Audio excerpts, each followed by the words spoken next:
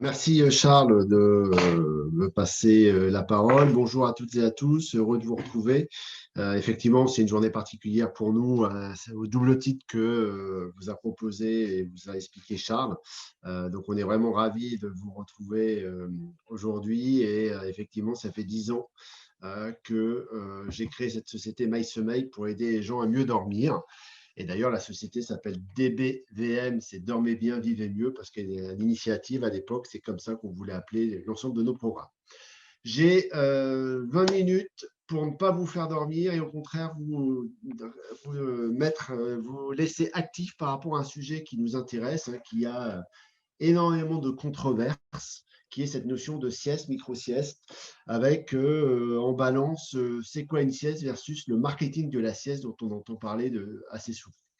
Alors, je pense que vous voyez tous mon écran. Je vais vite, rapidement me présenter. Donc, Anthony, donc moi, je suis pharmacien. On a à peu près le même parcours avec Charles. Je suis pharmacien, donc j'ai créé MySommeil et une autre activité qui s'appelle Dragom sur les neurosciences. J'ai 2 DU de médecine du sommeil, le sommeil et sa pathologie, ainsi que le sommeil appliqué à la personne âgée, qui me permet d'avoir une bonne connaissance, comme l'ensemble de nos intervenants chez MySommeil, une très bonne connaissance du sujet dont on parle. Alors, je vais rendre à César ce qui lui appartient. Je vais vous parler d'Éric Mulins, qui est un médecin du sommeil de Castres. Je vous en parle à 2 titres. Tout d'abord, parce qu'Éric était à l'initiative de MySommeil avec moi il y a maintenant une dizaine d'années. Et surtout, Éric a écrit quelques bouquins sur le sommeil, dont celui-ci, hein, Apprendre à faire la sieste. Et si c'était un médicament, c'est pour ça que je le partage avec vous, parce que la sieste, ce n'est pas quelque chose d'anodin. La sieste, c'est quelque chose, lorsque on a des problématiques de sommeil, c'est quelque chose qui doit être intégré dans la gestion complète de la prise en charge du sommeil. Donc, je vais vous poser quelques questions et je vous propose c'est de répondre par le chat par rapport au quiz que je vous passe. Première question, à votre avis, en règle générale, combien mettons-nous de temps à nous endormir lorsque je vais me coucher, que je suis fatigué? Combien mettons de temps à nous endormir en général? Allez, je vous laisse quelques secondes pour celles et ceux d'entre vous qui veulent bien répondre. Alors, j'ai 25 minutes, 15 minutes, 10, 15 minutes, 18, ça dépend entièrement de la personne, on est évidemment d'accord. Donc, effectivement, hein, le temps d'endormissement est très individu dépendant, mais en règle générale, on va dire qu'on doit, lorsqu'on est fatigué et qu'on va se coucher, une bonne durée d'endormissement, c'est autour de 10-15 minutes. Donc voilà, vous êtes un certain nombre à avoir bien répondu. Deuxième question, combien de temps arrivons-nous dans le sommeil profond lorsque l'on s'endort? Vous savez, vous avez dû le voir, il y a différentes phases du sommeil, dont la phase du sommeil qui est le sommeil profond le plus important. Et à votre avis, lorsque je m'endors, je mets combien de temps à arriver dans ce sommeil profond qui est si important pour nous? Alors, j'ai une première réponse, 20 à 30 minutes, 30 minutes, 1 heure, 40 minutes, 25 minutes. Allez, je vous laisse encore quelques secondes pour répondre.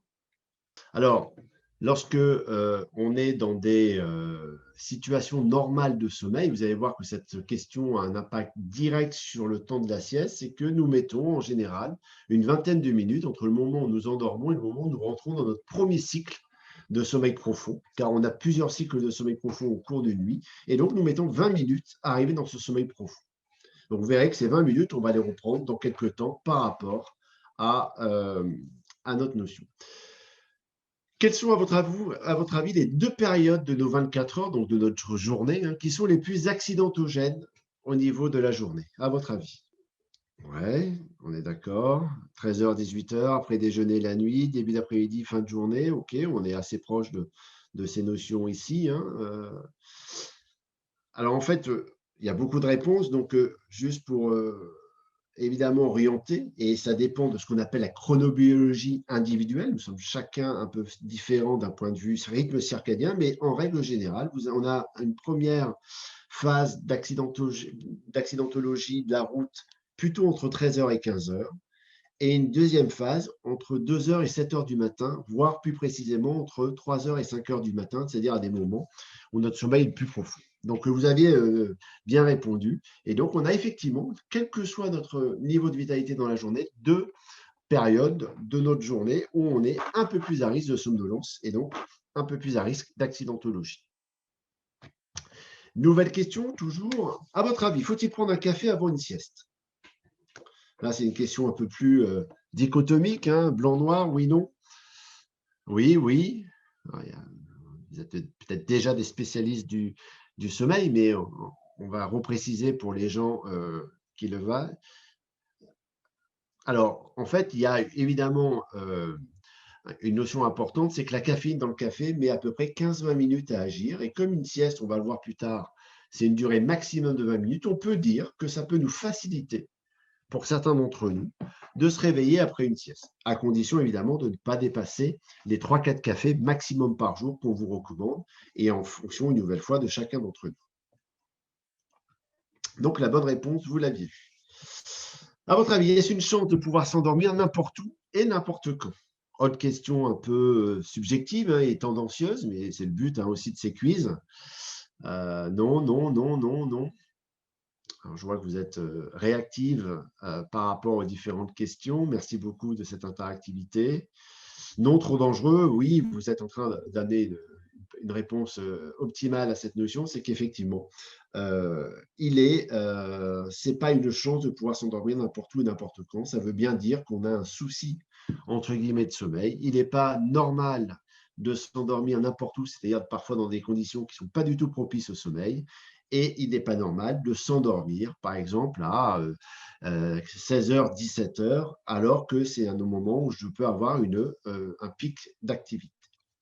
Donc, vous avez raison, c'est même un facteur d'identification de problématiques de sommeil, telles que la dette de sommeil. À votre avis, dernière question, pour quelle population d'insomniaques la sieste est-elle interdite? Allez, on rentre un peu plus dans le sujet. Tout de suite dans la question, vous voyez qu'il y a un postulat de base que la sieste n'est pas pour tout le monde, et notamment pour les gens qui souffrent d'insomnie. On va leur interdire la sieste. Alors, à votre avis, difficulté d'endormissement? OK. Donc, généralement, c'est pour l'ensemble des insomniaques qu'on va interdire la sieste. Et ça, c'est un point très important parce que la sieste va malheureusement diminuer la pression de sommeil du soir. Or, la pression de sommeil du soir pour des gens qui souffrent d'insomnie est un point très important. Donc, elle va être non recommandée, voire interdite, si on veut maximiser les chances d'avoir un sommeil de nuit. Donc, la sieste, au travers de ces différentes questions, on a déjà abordé un certain nombre de points qui est important, qui est que cette sieste qui est importante, qui correspond à un besoin physiologique et sur laquelle la durée correspond également à des caractéristiques physiologiques, n'est pas pour toutes les populations de personnes, et notamment sur cette population d'insomniaques, elle est plutôt interdite. Alors, je pensais des données, je vais passer rapidement, vous avez dû déjà partager ce matin, mais on sait qu'il y a une grande dégradation du sommeil des Français, et parmi cette dégradation du sommeil des Français, il y a cette notion de manque de sommeil. On a plus de 50% des Français qui manquent de sommeil, donc c'est un point, mais vous avez dû déjà voir cette notion.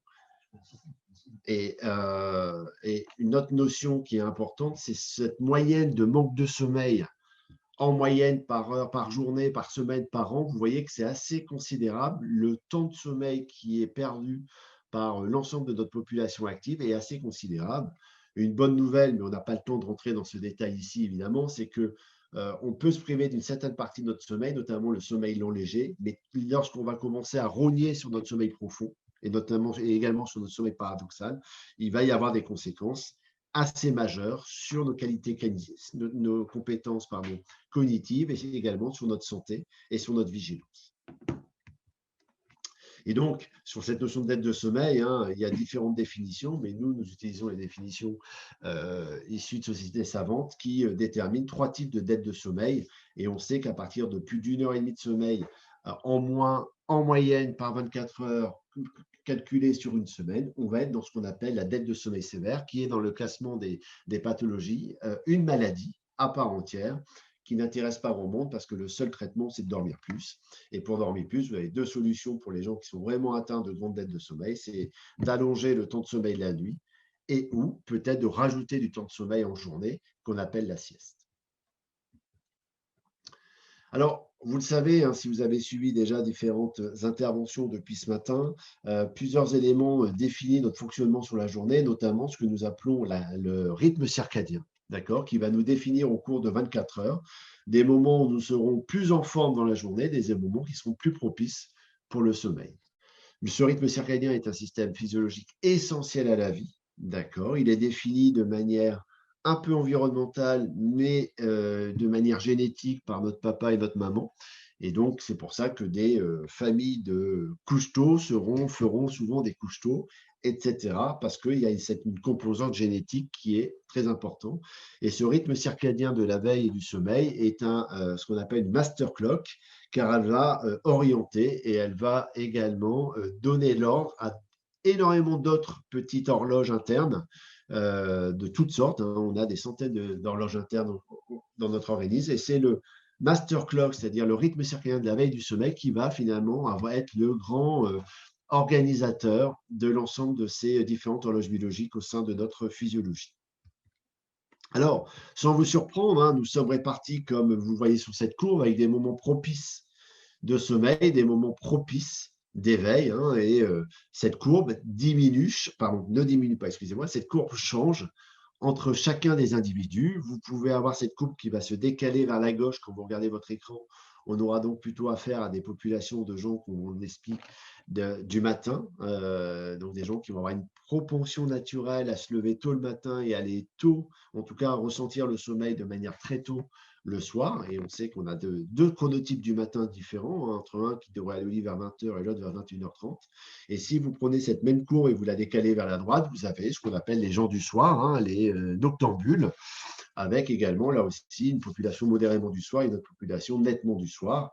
Et Charles a dû vous le dire, mais chez MySommeil, on est expert du travail posté, travail de nuit. Lorsqu'on travaille la nuit, qu'on a une population qui a plutôt un chronotype du soir, on sait que c'est une population qui va mieux supporter ces rythmes atypiques et ce travail de nuit. Alors la sieste, hein, c'est à la base un mot latin, hein, qui veut dire sixième heure, midi, d'accord, et qui n'est pas forcément en lien avec le sommeil. La sieste était un moment, il y a très longtemps dans les pays, notamment méridionaux, au moment du midi, c'est-à-dire là où il faisait le plus chaud. C'était un moment de repos pour s'économiser par rapport à la forte chaleur. Et également, dans ces pays-là, la journée commence également plus tôt. Et donc, c'était aussi une période sur laquelle on se reposait. Mais la sieste n'est pas forcément, au niveau de la définition, associée à du sommeil. La sieste, c'est plutôt un temps de repos qu'il faut être capable de prendre. Et le simple fait de fermer les yeux, parfois, est suffisant, hein, pour avoir un temps de repos. Et ça correspond à une première phase du cycle du sommeil, qui est la phase d'endormissement. Donc, la sieste, à la base, hein, c'est un point important, je pense, pour tous. C'est pas forcément sieste égale sommeil. Sieste égale temps de repos au milieu de la journée. Un, pour s'économiser par rapport à la chaleur, en tout cas historiquement c'était cela, et également pour faire un premier temps de repos et récupérer des facultés physiques après une certaine lassitude physique. Alors il y a plusieurs types de siestes, et dans la sieste que nous allons nous parler essentiellement, il y a un impératif, c'est qu'elle soit, si possible, elle dure moins de 20 minutes. Pourquoi moins de 20 minutes? On vous l'a dit tout à l'heure dans les questions, on met 20 minutes à entrer dans le sommeil profond lorsqu'on s'endort. Et le but d'une sieste, essentiellement, c'est d'éviter de rentrer dans le sommeil profond et de rester uniquement dans ce qu'on appelle le sommeil lent léger, hein, qui est un premier stade du cycle du sommeil dans lequel nous commençons de la récupération, mais dans lequel nous pouvons surtout sortir du sommeil assez facilement, sans être dans ce qu'on appelle l'inertie du sommeil. Vous avez dû peut-être, parce que je pense que ça nous est arrivé à tous, hein, de faire une sieste et de partir pour un long moment. Et le réveil après une sieste est plutôt compliqué, parce qu'on va souvent se réveiller dans du sommeil lent profond. Et ce sommeil lent profond fait qu'on sera un peu dans l'inertie du sommeil. Donc, pour un grand nombre d'entre nous, lorsqu'on fait une sieste, c'est évidemment maximum 20 minutes. Moi, je vais vous parler de mon cas. Je sais que quand je veux faire une sieste, ce qui est très rare, parce que je sais que ça peut avoir des impacts sur ma nuit, mais quand je le fais, je mets un réveil au bout de 15 minutes pour m'assurer effectivement que je ne rentre pas dans le sommeil profond. Vous pouvez avoir une autre sieste, beaucoup plus longue, hein, qu'on va appeler la sieste de récupération, qui va durer 1h30, c'est-à-dire en moyenne un cycle du sommeil. Et ce sera essentiellement pour des gens qui seront vraiment en dette de sommeil sévère de manière chronique, c'est-à-dire qui se privent pratiquement toutes les nuits d'une grande partie de leur quantité de sommeil. Et également, on la recommande pour les travailleurs de nuit, dans une sieste prédictive afin de pouvoir faciliter leur vigilance et faciliter leur comportement durant ce travail de nuit. Alors, un point important, parce qu'on est bientôt presque à la fin de cette petite conférence, la sieste est peut-être intéressante, mais en aucun cas elle ne peut remplacer le sommeil. C'est pour ça qu'en introduction, je parlais de marketing de la sieste, hein, des gens qui vous survendent que 15 minutes de sieste, vous allez être 2 fois mieux, vous allez répéter la forme, vous allez ceci. Oui, certes, mais par rapport à une situation dégradée, d'accord? Et non pas par rapport à une situation normale. Lorsque vous dormez en quantité suffisante et en qualité suffisante, vous n'avez pas besoin de faire une sieste. Et les études montrent également que des gens qui font une sieste, c'est souvent des gens qui sont en fonctionnement dégradé. Et oui, la sieste leur restaure un peu de fonctionnement meilleur, mais jamais au niveau d'un fonctionnement si la nuit ou les nuits précédentes ont été en quantité et en qualité de manière importante. Donc là aussi, il faut faire attention à ce qu'on peut écouter de temps en temps. Par contre, effectivement, si la vie fait que je n'ai pas eu le temps nécessaire pour dormir, je suis un peu en surcharge de travail, bah, une petite sieste peut m'aider malgré tout à être à fonctionner de manière meilleure sur l'après-midi, mais une nouvelle fois de manière plutôt partielle. Comme je vous l'ai dit, il se peut qu'on puisse faire une sieste de récupération. Donc, pour nous, une sieste de récupération, ça va aux alentours de 1h30, hein, et là, c'est vraiment lorsque je fais face à une grande dette de sommeil sévère et ou lorsque je suis en travailleur atypique ou travailleur de nuit, où là, on va parfois même la recommander en prévention en fonction de certains horaires de travail. Et je vous l'ai dit également dans le petit quiz d'introduction, la sieste est entre guillemets interdite à l'ensemble, voire à la totalité des personnes insomniaques. Si déjà on n'arrive pas à dormir la nuit dans des conditions normales, si en plus on prend du sommeil qu'on utilise la journée, ben ça va refragiliser d'autant plus la nuit à venir.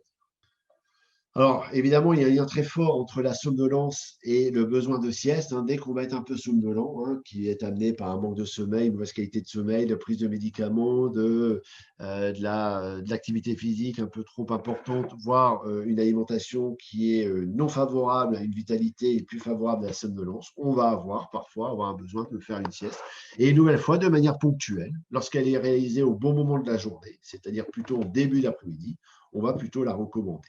Donc une sieste, hein, c'est vrai que c'est un sujet que je ne vais pas dire, on va plutôt le recommander à la période de l'après-midi où on est plutôt sous-vigilance parce que ça va répondre à un besoin physiologique dans lequel on va être un peu moins vigilant. Alors comment faire la sieste? C'est très simple, hein, mais il y a toujours un petit mode d'emploi et c'est toujours intéressant de le mettre. On éteint son portable et ses autres outils de communication, ou en tout cas, on enlève toutes les notifications, toutes les distractions que le portable peut nous mettre. Hein, moi, quand je le fais, évidemment, je mets mon portable avec un réveil à 15 minutes, mais il est à proximité, mais j'ai aucune sollicitation, aucune notification. On essaye de s'installer confortablement et au calme et se mettre dans une pénombre. Alors, pour des siestes de 10-15 minutes, peut-être celle dont on va de manière maximale parler, on peut être dans son salon, dans un fauteuil, on va dire de manière naturelle. Lorsqu'on fait une sieste plus longue, la sieste de récupération d'1h30, là, on peut conseiller et on conseille, nous, dans nos formations, de mettre les personnes quasiment dans une chambre dans la nuit, hein, parce que là, on va chercher à faire un cycle du sommeil complet. Et donc, pour avoir un sommeil profond qui soit favorisé, se mettre dans les meilleures conditions semble le plus efficace. Fermer les yeux, se détendre est un premier niveau de récupération, hein. Je vous rappelle, la sieste, la définition, c'était de se mettre au repos. Et le simple fait de fermer les yeux, même si je ne dors pas, c'est un premier niveau de récupération. Donc là aussi, autre point, hein, lorsqu'on fait une sieste, on ne doit pas chercher absolument à s'endormir, sinon on va créer de l'hyper-éveil et donc on n'y arrivera pas. Donc on doit être là en se disant, j'ai 15 minutes devant moi pour me reposer, je ferme mes yeux. Si je m'endors, c'est très bien. Si je ne m'endors pas, c'est pas grave. Et de toute manière, lorsqu'on s'endort, il est très compliqué de savoir le temps qu'on a dormi. Nous, on le fait très souvent en formation, où un certain nombre de gens nous disent de ne pas s'être endormis, alors qu'on les regarde et ils ont dormi 5-6 minutes. Le tout, une nouvelle fois, c'est de fermer ses yeux, se détendre, se mettre au repos pendant une grosse quinzaine de minutes.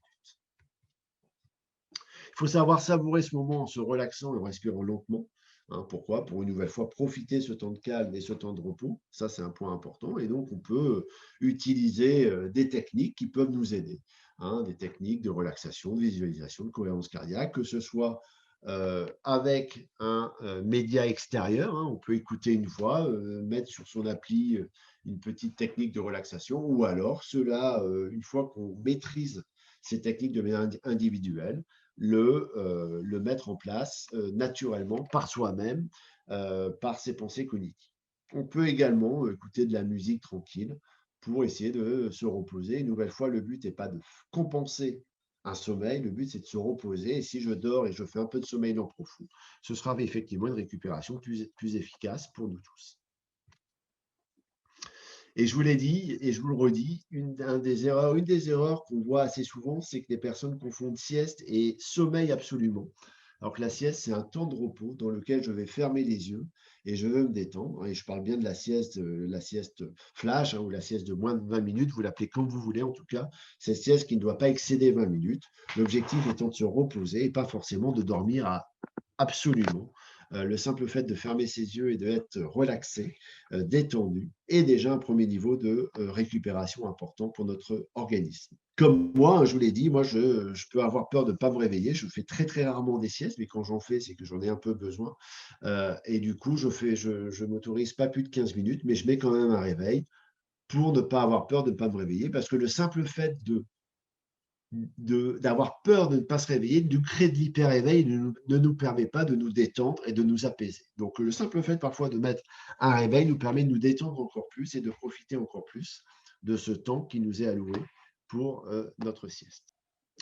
Donc, pour conclure, hein, la micro-sieste, cette sieste de moins 20 minutes, elle peut être bénéfique pour un certain nombre d'entre nous. D'accord? Et elle a des bénéfices lorsque notamment je suis en situation dégradée. Elle va restaurer des caractéristiques physiologiques d'amélioration. J'aurai ma mémoire un peu améliorée, j'aurai des conditions de relation aux autres améliorées. Donc, effectivement, lorsque je suis dégradé dans mon fonctionnement à cause de plein de choses qui font que je ne dors pas suffisamment, ça peut être bénéfique au cours de l'après-midi après avoir fait la sieste. Il faut essayer de le faire dans un milieu où je suis détendu et, si possible, à l'écart de regard de gens qui pourraient me challenger par rapport à ma sieste. Vous avez vu en haut à droite, on a mis à ritualiser ou pas. Lorsque je n'ai pas de souci de sommeil la nuit, que je fais mes 10-15 minutes tous les jours, ce n'est pas un souci. Par contre, si j'ai des soucis toutes les nuits et que je fais une sieste tous les jours, là, j'ai un souci. Je dois absolument arrêter de ritualiser cette sieste en sachant qu'une nouvelle fois, la sieste est faite pour se reposer et pas forcément pour dormir. Si on dort, c'est sûrement mieux, mais ce n'est pas grave si on ne dort pas. Et donc, hein, on a des siestes énergisantes, récupératrices. On a la chance, nous, dans l'activité Dragon, de travailler avec des gens du RAID, des gens de la police nationale, et qui sont des experts de la récupération et qui nous aussi, en tant qu'experts du sommeil, nous donnent des pistes différentes sur la manière de travailler. Voilà, j'en ai fini. Écoutez, le but, c'était de tenir ce que m'avait donné Charles, c'est-à-dire la demi-heure de conférence. Il est 13h28. Il nous reste peut-être quelques minutes pour des questions, si vous avez des questions par rapport à cette présentation. Merci beaucoup, Anthony. N'hésitez pas si vous avez des questions via le chat au sujet de la sieste. On en a parlé pour ceux qui étaient là un petit peu ce matin. Est-ce qu'il faut faire, est-ce qu'il faut la faire, est-ce qu'il ne faut pas la faire? Il y a une notion importante, hein, je pense, sur la durée, la durée de la sieste, le moment de la sieste. Donc, je pense que si on doit retenir une chose, hein, sur la sieste, c'est que c'est un moment de repos et que pour moi, finalement, quand on parle de sieste, ça, on doit le décorréler presque du sommeil. La sieste, et parler de la sieste et parler du sommeil, c'est deux choses différentes. Et donc, il faut pas les mélanger. Alors, il y a une question, que pensez-vous du power napping? Je coupe mon micro parce que sinon, comment est dans la même pièce? Alors, il y a deux choses. Il y a d'abord, vous parlez de la sieste pour la récupération physique, mais j'imagine que pour le mental également. Oui, oui, et presque surtout pour le mental, Bénédicte, hein, j'ai peut-être pas assez précisé, mais lorsque je suis fatigué physiquement, mais on se prend dans un cadre d'un salarié qui travaille, on a moins de qualité de compétences cognitives lorsqu'on est fatigué, on va s'agacer plus vite, on va oublier des points de détail, on va faire plus d'erreurs. Et donc, vous avez raison, la sieste va aussi permettre de recouvrer des capacités mentales et cognitives importante, voire plus que la récupération physique. Donc, si vous avez retenu physique, je me suis un peu trompé, c'est évidemment plus au début sur la récupération mentale que ça agit. Et la power napping, si vous parlez d'une sieste d'une minute 30 où on croise les bras sur le bureau pour essayer de récupérer, ça a de power que le nom. Une nouvelle fois, on est tous différents. Donc, certains vont 2 minutes, va être suffisant parce qu'ils vont être. On a également des rythmes, on n'a pas le temps de rentrer vraiment dans le détail, mais des rythmes qu'on appelle ultradiens, c'est-à-dire des rythmes très rapides de pic de vigilance, pic d'hypovigilance. Et parfois, 2 minutes peut être suffisant par rapport à un petit pic d'hypovigilance. Mais les études, même s'il n'y en a pas beaucoup, il faut toujours prendre ces études avec des pincettes, montrent que 15 minutes sont être plus récupérateurs qu'une sieste de 1 ou 2 minutes, si c'est bien de ça dont vous parlez, Nathalie, lorsque vous parlez de power napping.